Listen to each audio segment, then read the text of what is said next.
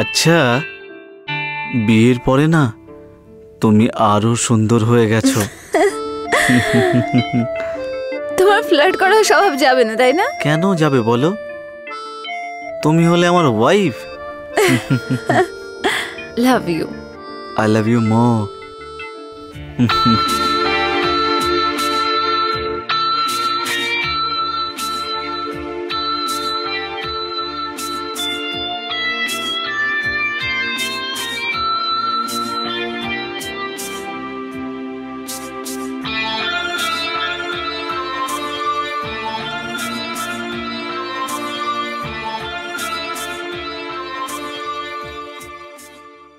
আচ্ছা, তাহলে তুমি কি ভাবলে?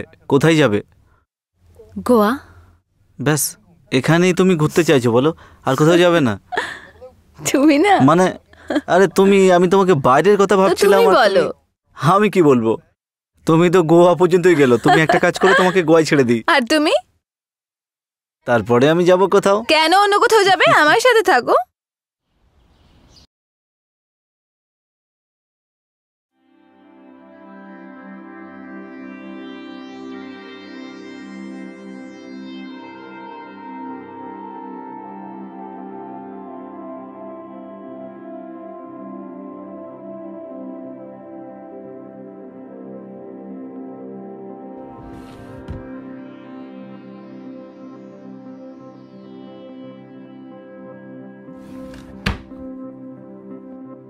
দাদা, এই সব জুয়েলারি এখানে রেখে দিয়েছো তুমি, ব্যাংকে গিয়ে কেন রেখে আসছো না বলো তো? টাকা তো আমি ব্যাংকেও রাখতে পারি, কিন্তু এই জুয়েলারি, এটা তোর বৌদির চিহ্ন। সেই জন্য এগুলো প্রতিদিন দেখি। এগুলো আমি কখনোই দূরে রাখতে পারবো না। দাদা, তুমি কেন বিয়ে করে ফেলছো না বলো? দেখো, তুমি বাড়িতে থাকো না, আমিও বাড়িতে থাকি না একেবারে। কেউ তো থাকবে বাড়ি দেখার জন্য। ছোটু, এই প্রশ্নের উত্তর আমি আগেও তোকে দিয়েছি। তোর বৌদির এই জায়গা অন্য কোনো মহিলা আমাকে দিতে পারবে না। আর যদি এটাই কথা হয়, বাড়িতে বউ আনতে হবে। এখন তো তুইও চালাক হয়ে গেছিস, বিয়ে কেন করছিস না? অ্যাকচুয়ালি দাদা, একটা মেয়ে আছে। আরে বাহ! আর ওকে খুব ভালোবাসি। তুমি যদি বলো তাহলে আজকেই আমি ডেকে নিই ওকে। হ্যাঁ হ্যাঁ, একদম। শুভ কাজে দেরি কিসের? ডেকে আন। পাক্কা? 100%। আই লাভ ইউ দাদা। ওকে, আমি এখন যাচ্ছি। ঠিক আছে।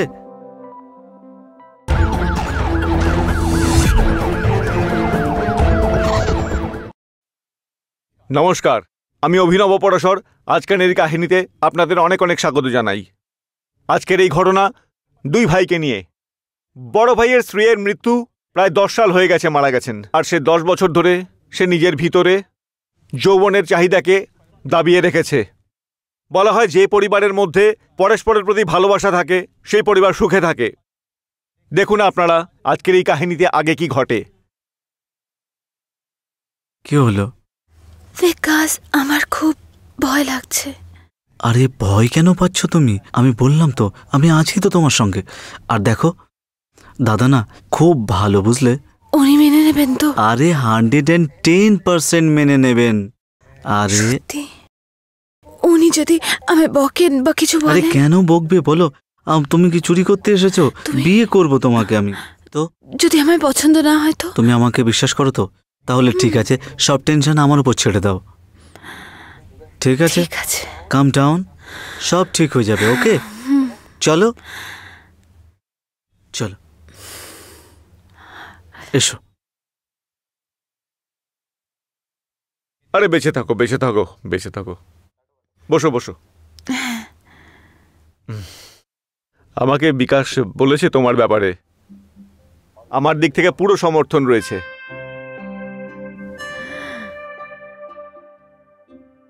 আচ্ছা, আমি তোমাদের দুজনের জন্য চা বানিয়ে আনছি।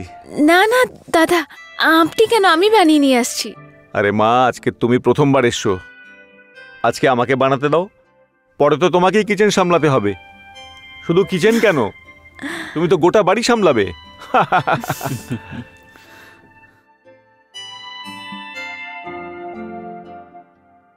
দেখলে তো, মেনে নিয়েছে। আমি বলেছিলাম না তোমাকে? দাদা কি ভালো। আমি তো তোমাকে আগেই বলেছিলাম, তুমি কেন টেনশন নিচ্ছ? সব ঠিক হয়ে যাবে। এবার তো দেখলে সব ঠিক হয়ে গেল, এখন তো আর ভয় করছে না বলো?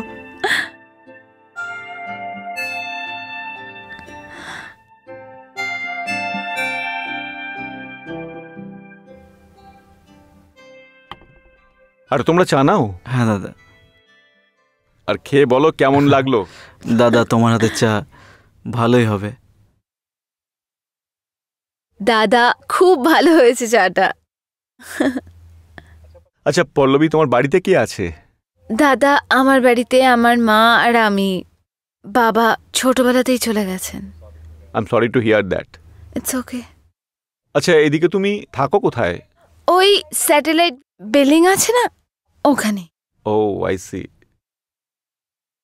আচ্ছা আমি এটা বলছিলাম যে আমাকে একটা খুব আর্জেন্ট কাজে বাইরে যেতে হবে, তাই বলছিলাম আমি তোমাদের দুজনের জন্য খাবার বানিয়ে রেখেছি। তোমরা দুজনে কিন্তু খাবার খেয়ে তবেই যাবে। এটা হলো কি আমার অর্ডার। হ্যাঁ দাদা। Okay, see you then, bye by.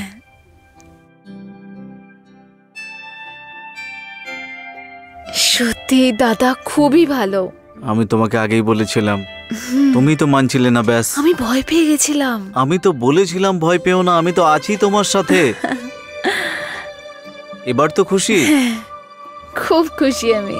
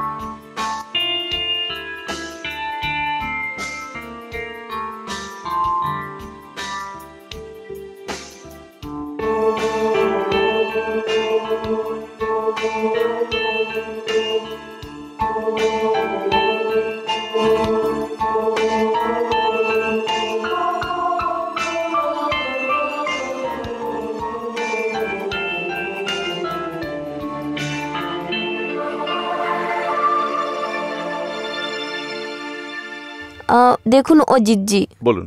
অনেক যত্ন করে মানুষ করেছি। এর বাবা তো আমাদের প্রথমেই ছেড়ে চলে গিয়েছিল। এই জন্যে বাবার কি ভালোবাসা হয় এই পল্লবী জানে না। আমি অনেক আনন্দ করছি এর বিয়ে বিকাশের সাথে হয়ে গেলে। একটা বড় দাদার সাথে সাথে বাবার ভালোবাসাও পেয়ে যাবে। মমতা দেবী, আপনি একদমই চিন্তা করবেন না। পল্লবী শুধু একবার আমার বাড়িতে বউ হয়ে আসুক, তারপরে আমার চিন্তাও দূর হয়ে যাবে। আমি এই ব্যাপারে খুবই খুশি হয়েছি যে এই পাগলের গলায় পল্লবীর মতো একটা মেয়ে এসেছে।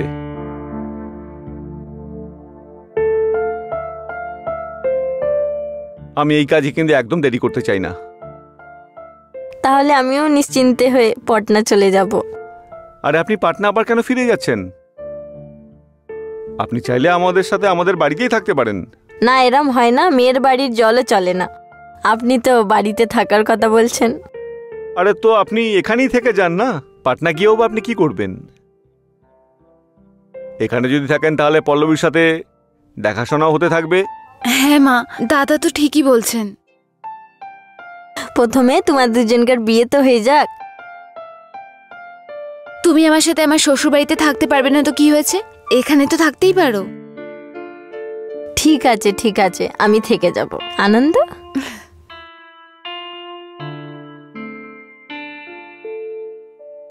আচ্ছা অজিতজি, পণ্ডিতজি নেক্সট উইকের ডেট বার করতে বলেছে, তাই তো? তাই কি বলেন আপনি? আরে আমার আবার কি প্রবলেম হতে পারে? যদি বিকাশ আর পল্লবী এক্ষেত্রে দুজনেই রাজি থাকে তো সামনের সপ্তাহে বিয়ে হয়ে যেতে পারে। আমরা দুজন তো রেডি। আমরা দুজন তাহলে আমিও রেডি আছি। Mind blowing.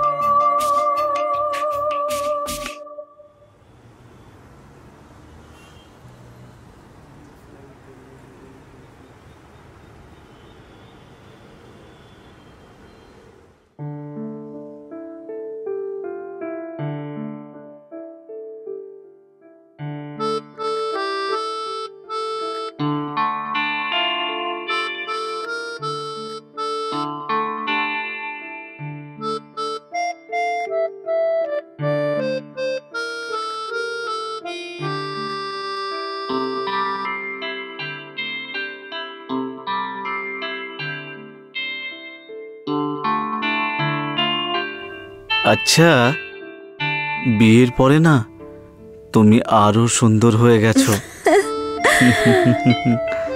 তোমার ফ্লার্ট করার স্বভাব যাবে না, তাই না? কেন যাবে বলো? তুমি হলে আমার wife. Love you. I love you more.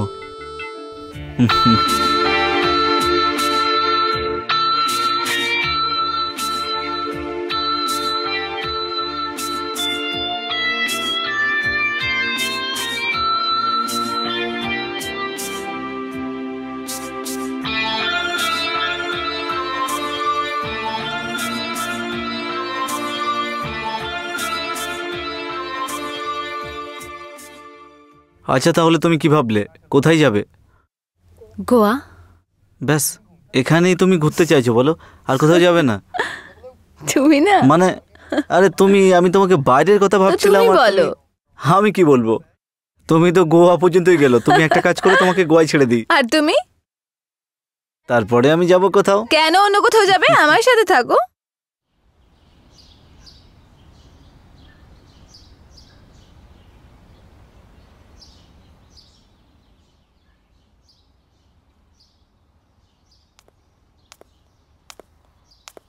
Good morning দাদা। গুড মর্নিং মা।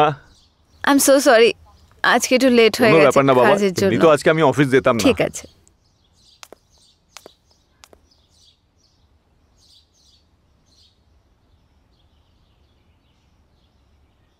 মা তুমিও চায় নাও? হ্যাঁ, তুমি বলছিলে তোমার মার আসার কথা। আসলে মায়ের আসতে একটু লেট হবে। আচ্ছা, কোনো ব্যাপার না।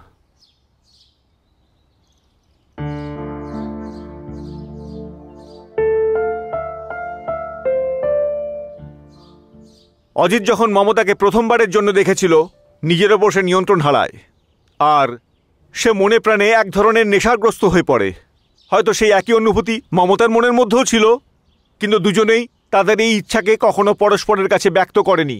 মমতা আর অজিত কি কখনো এক হতে পারবে? আসুন দেখা যাক।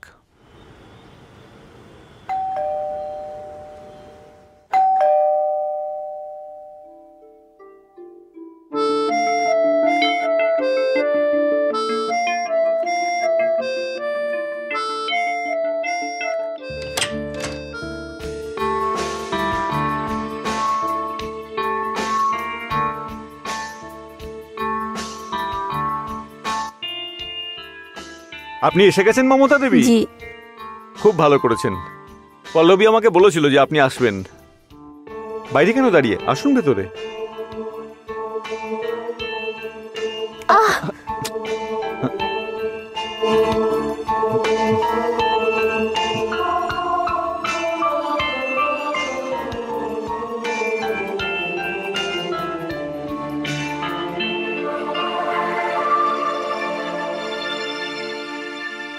সরি সরি, শাড়িটা। ইটস ওকে, আমি বুঝতে পারছি। বিকাশ, দেখো একবার কে এসেছেন। হ্যাঁ দাদা। আরে আরে মা। আপনি কেমন আছেন? ভালো থাকো। মা, আই লাভ ইউ মা। I love you too. কেমন আমি ঠিক আছিস? আছি। আমার মনে হয়েছিল তুমি আসবে না। কেন আসবো না, এসেছি তো। আসো না মা।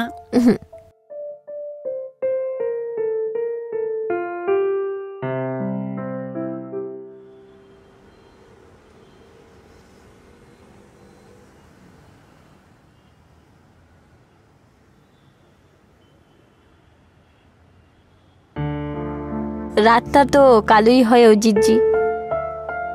আরে মমতা দেবী এসে গেছেন আপনি? আর এত রাতে একা বসা দুঃখী মানুষের চিহ্ন। আসুন বসে কথা বলা যাক। বসুন।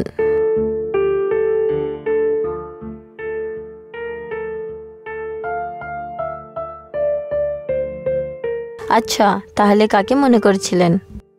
কাকে আর মনে করব, বাস এটাই ভাবছিলাম যে আজ বিকাশে যদি বৌদি থাকতো তাহলে সে পল্লবকে নিয়ে কত খুশি হতো। হ্যাঁ সত্যি, আনন্দ তো হতোই। আচ্ছা একটা কথা বলুন, উনি দেখতে কেমন? লাখের মধ্যে একজন। আজকেও ওনার মুখ আমার মনের মধ্যে ভাসে। এমন কোনো দিন যায় না যেদিনকে ওনার কথা মনে পড়ে না। আস্তে আস্তে আপনি তো শায়রানা হয়ে আরে যাচ্ছেন। এরকম ব্যাপার নয়, উনি ছিলেনই এরকম। ছাড়ুন, এসব বাদ দিন, রাত অনেক হয়ে গেছে, চলুন শোয়া যাক। আসুন।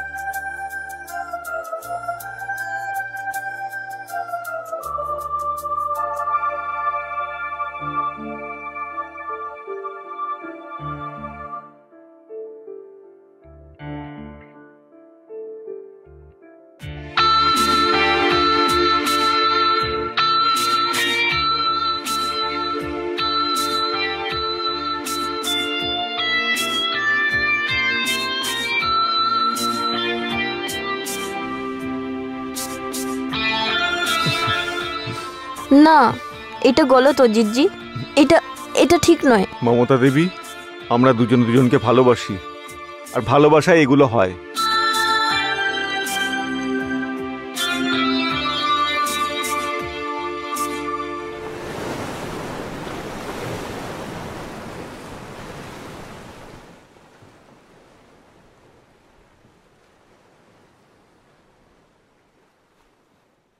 তুমি কাঁদছো কেন মমতা? আমরা যে কিছু করেছি সব গলত আছে। তুমি চিন্তা করো না, আমি এক্ষুনি বাইরে গিয়ে বিকাশ আর পল্লবীর সঙ্গে কথা বলছি। আপনি বুঝতে পারছেন না, এটা গলত আছে।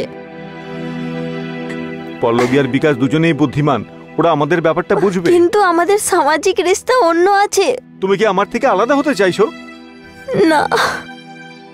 তাহলে ঠিক আছে, আমি এক্ষুনি বাইরে গিয়ে বিকাশের সঙ্গে কথা বলছি, তুমিও পল্লবীর সঙ্গে কথা বলো। ঠিক সময়ে আসার পর কথা বলবেন। হুম।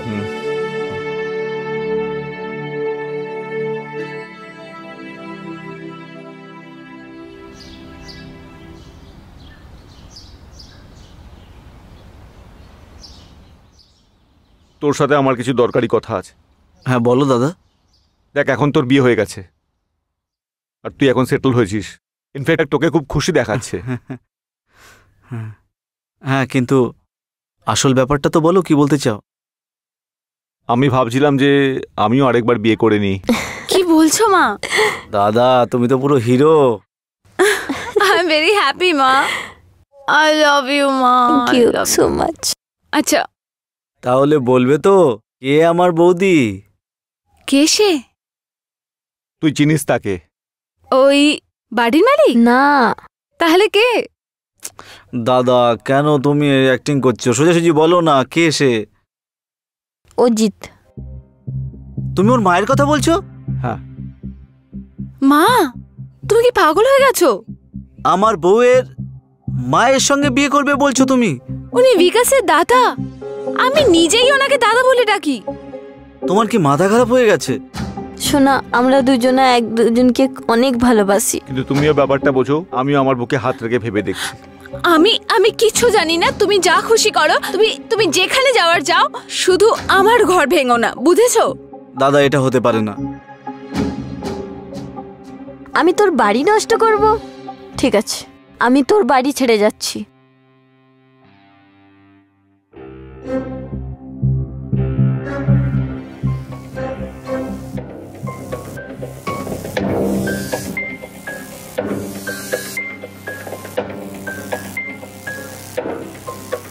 মমতা দেবী, মমতা দেবী, আপনার হয়েছে কি? মমতা দি, আপনি কোথায় যাচ্ছেন? আমি আপনাকে কিছু জিজ্ঞেস করছি, আপনি আমার কথাও শুনুন। মমতা দেবী,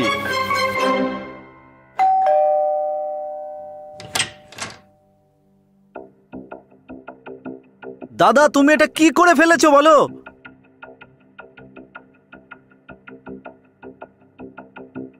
মা তুমি কি পাগল হয়ে গেছো নাকি?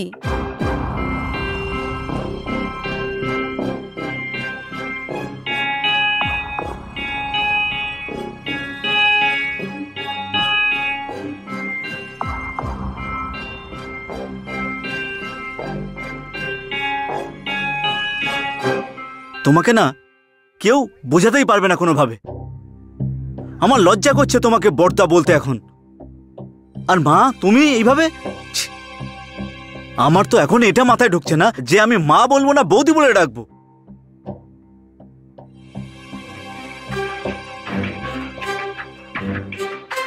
তুমি একটা কাজ করো, তুমি দেখো এসব এখন। ছি! বিকাশ,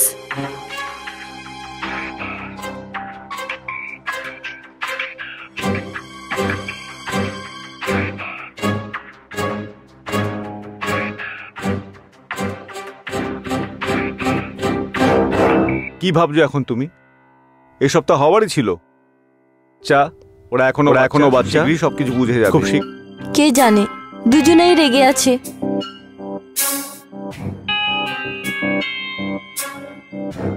এসব কিছু বাদ দাও, আসো গৃহে প্রবেশ করো।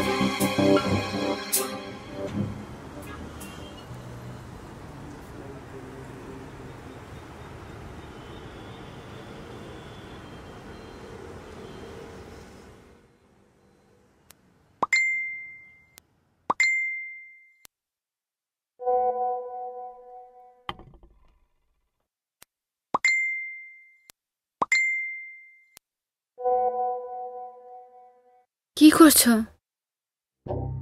কি বা করব? আর কিছু বাকি আছে? ওদের ব্যাপার স্যাপার দেখলে ওনারা কি করেছে? ছেড়ে দাও না। আরে কি ছেড়ে দেবো বলো? মুখ দেখানোর লায়ক ছাড়েনি। সব কিছু ছাড়ো, এবার আমার কথা মন দিয়ে শোনো। কাল সকালে 10টার সময় আমরা দুজন এখান থেকে চলে যাব। কিন্তু আমার মা। কি মা? মা ভেবেছে তোমার কথা এসব করার আগে? আমার দাদা ভেবেছে ব্যাপারে? মা আর দাদা যখন আমাদের কথা ভাবেনি তখন কি করব? অন্তত আমাদের জীবনটা তো ঠিক করে কাটায় সম্মানের সঙ্গে। দেখো, এই দুধটা খেয়ে নাও।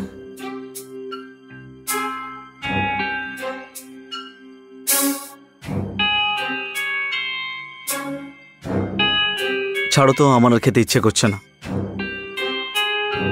আমি ঘুমোতে যাচ্ছি, আর সকাল 10টা বাজতেই এখান থেকে বেরিয়ে যাব।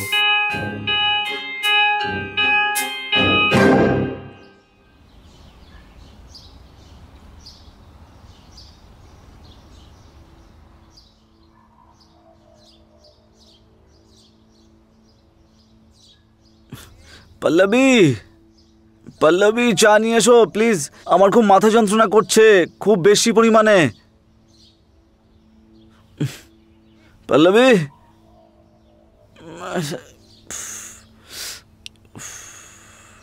পল্লবী, আরে কোথায় গেল? আরে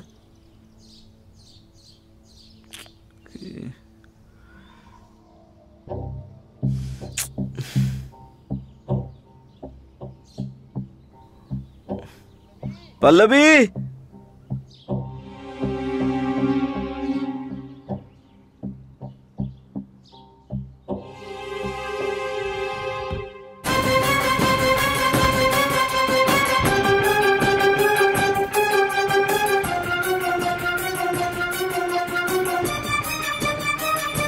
আরে ডকুমেন্ট কোথায় চলে গেল? টাকা পয়সাও দেখছি না। পল্লবী,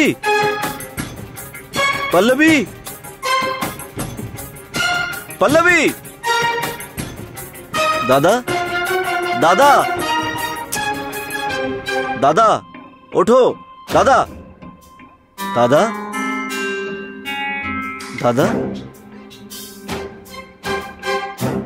দাদা, দাদা, দাদা, ওঠো ওঠো, তাড়াতাড়ি ওঠো দাদা, উঠছো না কেন? দাদা, দাদা, দাদা,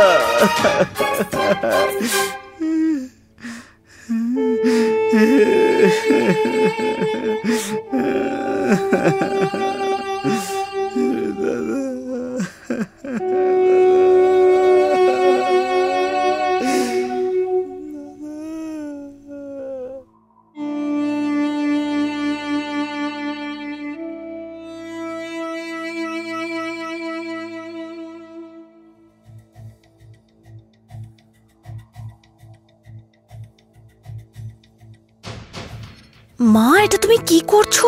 মরে টরে যায় যদি? আরে পাগল, সেফটির জন্যে। আধা গ্লাসও যদি খেয়ে নেয় 2-3 দিন উঠতেই পারবে না। এসব তো ঠিক আছে মা, কিন্তু ব্যাংকিং পাসওয়ার্ড আর পিন পেয়ে গেছো? আরে ওই সব তো আমি প্রথমেই নিয়ে নিয়েছি। হ্যাঁ, আমি পেয়ে গেছি। চলো চলো।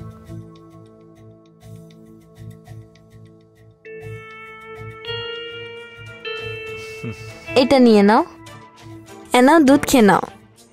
আমি দুধ খাবো না এখন। সত্যি খাবার নেই? আজকে তো এটা বেশি কাজে আসবে, খেয়ে নাও। ঠিক আছে, তুমি এত ভালোবেসে বলছো তো খেয়ে নিচ্ছি।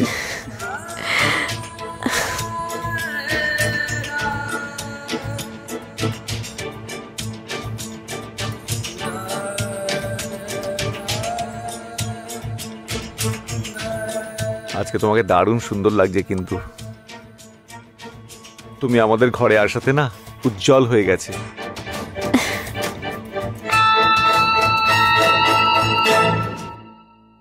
বলা হয় যে কারো প্রয়োজনের বেশি বিশ্বাস করা নিজের পক্ষে ঘাতকারী হতে পারে, আর এরকমটাই কিছু হয়েছিল অজিত এবং বিকাশের সাথে।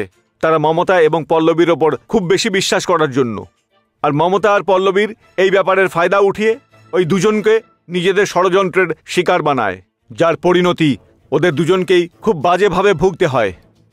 অজিতকে শেষ পর্যন্ত নিজের প্রাণ দিতে হয়। আমি আপনাদের কাছে অনুরোধ করছি যে কোনো নতুন সম্পর্ক শুরু করার আগে তার সম্বন্ধে খুব ভালো করে খোঁজ খবর নিয়ে নিন, সতর্ক থাকুন আর অনুসন্ধান অবশ্যই করে নিন। আমি চাই যে আপনারা সুস্থ থাকুন, সতর্ক থাকুন। আপনাদের সাথে আবারও সাক্ষাৎ হবে আরও একবার একটা নতুন ঘটনার সাথে। ততক্ষণের জন্য জয় হিন্দ।